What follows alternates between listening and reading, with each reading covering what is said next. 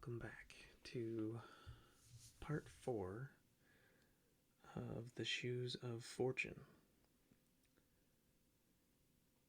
A moment of head importance, an evening's dramatic readings, a most strange journey.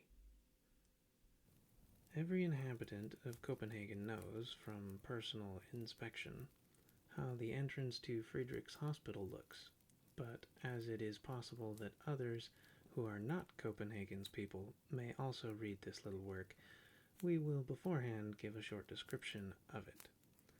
The extensive building is separated from the street by a pretty high railing, the thick iron bars of which are so far apart that in all seriousness it is said some very thin fellow had of a night occasionally squeezed himself through to go and pay his little visits in the town.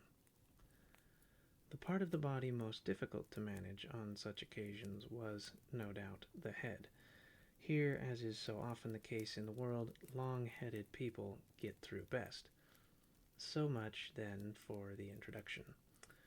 One of the young men, whose head, in a physical sense only, might be said to be of the thickest, had the watch that evening. The rain poured down in torrents, yet, despite these two obstacles, the young man was obliged to go out, if it were for a quarter of an hour, and as to telling the doorkeeper about it, that he thought was quite unnecessary, if with a whole skin he were able to slip through the railings. There on the floor lay the galoshes, which the watchman had forgotten.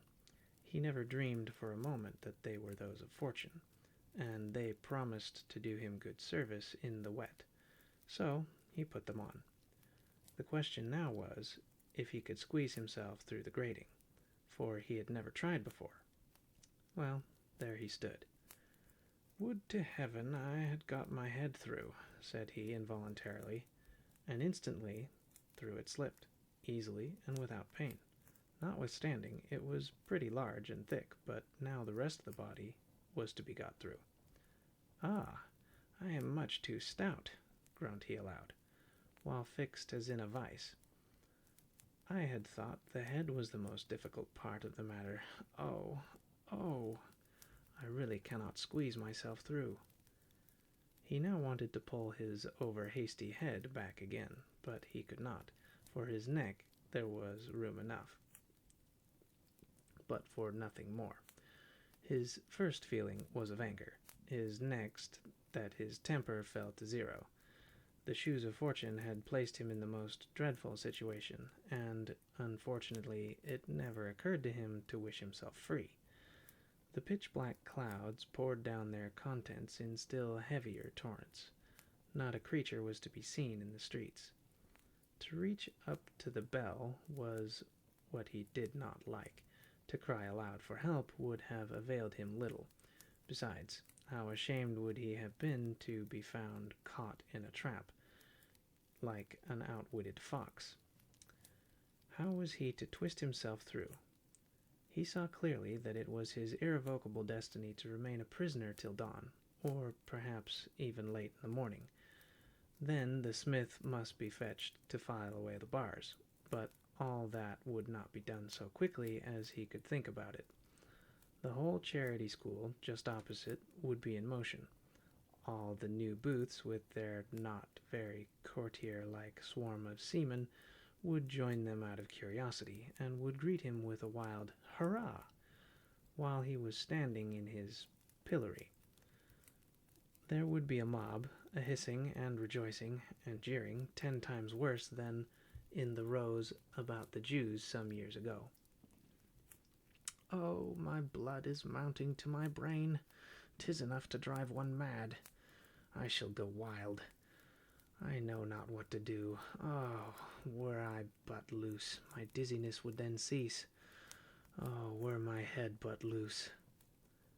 You see, he ought to have said that sooner, for the moment he expressed the wish his head was free, and cured of all his paroxysms of love.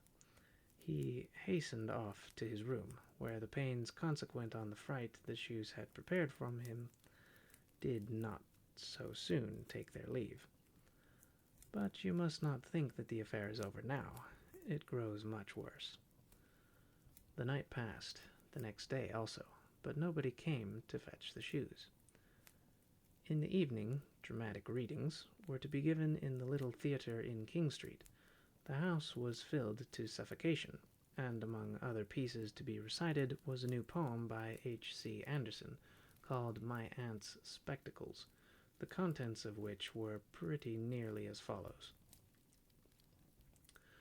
A certain person had an aunt who boasted of particular skill in fortune-telling with cards, and who was constantly being stormed by persons that wanted to have a peep into futurity. But she was full of mystery about her art, in which a certain pair of magic spectacles did her essential service.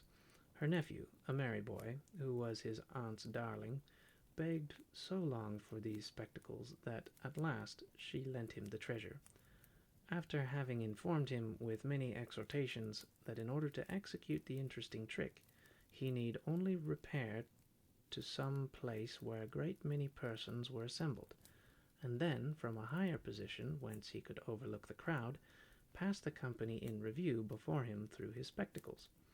Immediately the inner man of each individual would be displayed before him, like a game of cards, in which he unerringly might read what the future of every person presented was to be.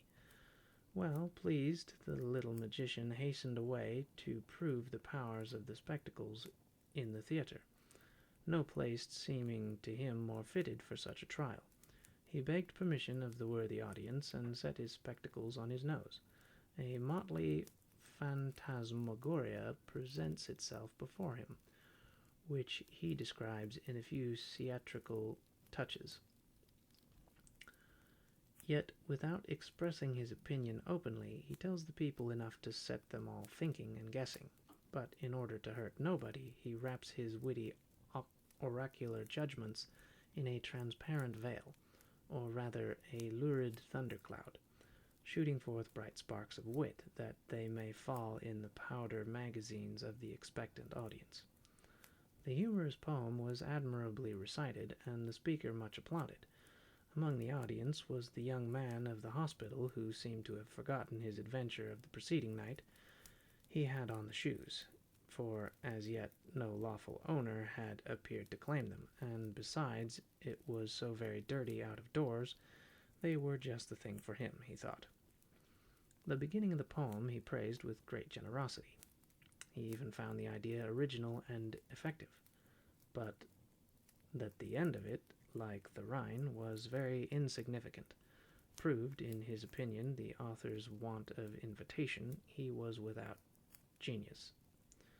This was an excellent opportunity to have said something clever. Meanwhile, he was haunted by the idea he should like to possess such a pair of spectacles himself.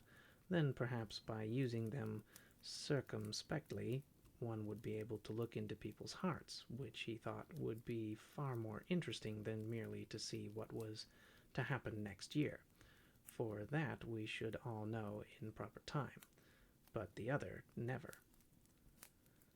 I can now, he said to himself, fancy the whole row of ladies and gentlemen sitting there in the front row. If one could but see into their hearts, yes, that would be a revelation, a sort of bazaar, in that lady yonder, so strangely dressed. I should find for certain a large milliner's shop. In that one the shop is empty, but it wants cleaning plain enough.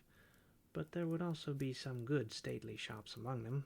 Alas, sighed he, I know one in which all is stately, but there sits already a spruce young shopman, which is the only thing that's amiss in the whole shop. All would be splendidly decked out, and we should hear.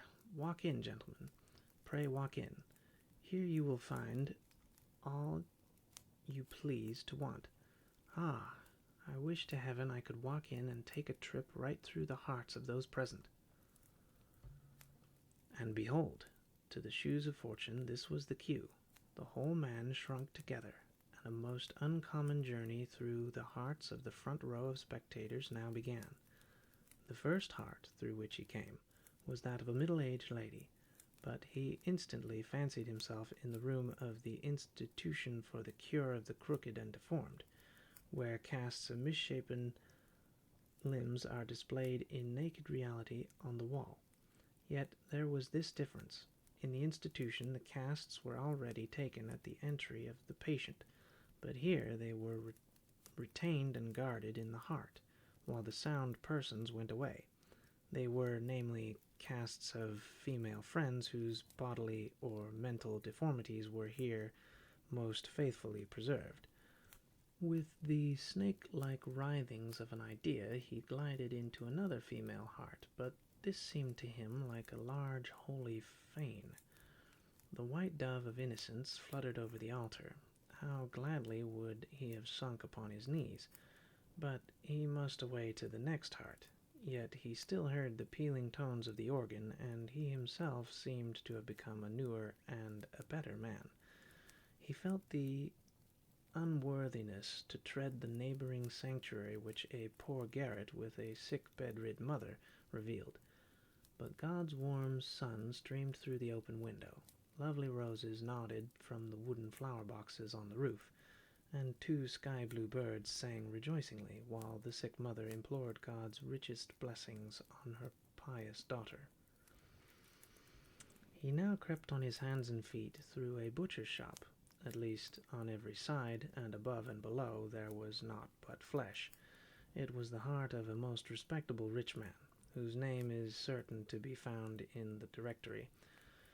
He was now in the heart of the wife of this worthy gentleman. It was an old, dilapidated, and mouldering dovecot. The husband's portrait was used as a weathercock, which was connected in some way or other with the doors, or so they opened and shut of their own accord whenever the stern old husband turned around. Hereupon he wandered into a boudoir formed entirely of mirrors, like the one in Castle Rosenberg, but here the glasses magnified to an astonishing degree. On the floor in the middle of the room sat, like a Dalai Lama, the insignificant self of the person, quite confounded at his own greatness. He then imagined he had got into a needle-case full of pointed needles of every size.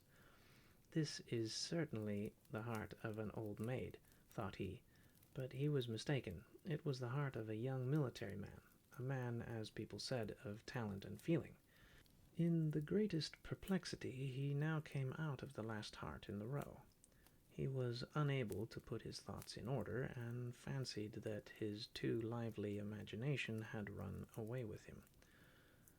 "Good heavens," sighed he, "I have surely a disposition to madness. 'Tis dreadfully hot here, my blood boils in my veins, and my head is burning like a coal." And he now remembered the important event of the evening before, how his head had got jammed in between the iron railings of the hospital. "That's what it is, no doubt," said he. "I must do something in time. Under such circumstances a Russian bath might do me good. I only wish I were already on the upper bank." In these Russian vapor baths, the person extends himself on a bank or form, and as he gets accustomed to the heat, moves to another higher up towards the ceiling, where, of course, the vapor is warmest. In this manner he ascends gradually to the highest. And so there he lay on the uppermost bank in the vapor bath, but with all his clothes on, in his boots and galoshes, while the hot drops fell scalding from the ceiling on his face. "Hola!" he cried, leaping down. The bathing attendant on his side uttered a loud cry of astonishment when he beheld in the bath a man completely dressed. The other, however, retained sufficient presence of mind to whisper to him, "'Tis a bet, and I have won it." But the first thing he did as soon as he got home was to have a large blister put on his chest and back to draw out his madness.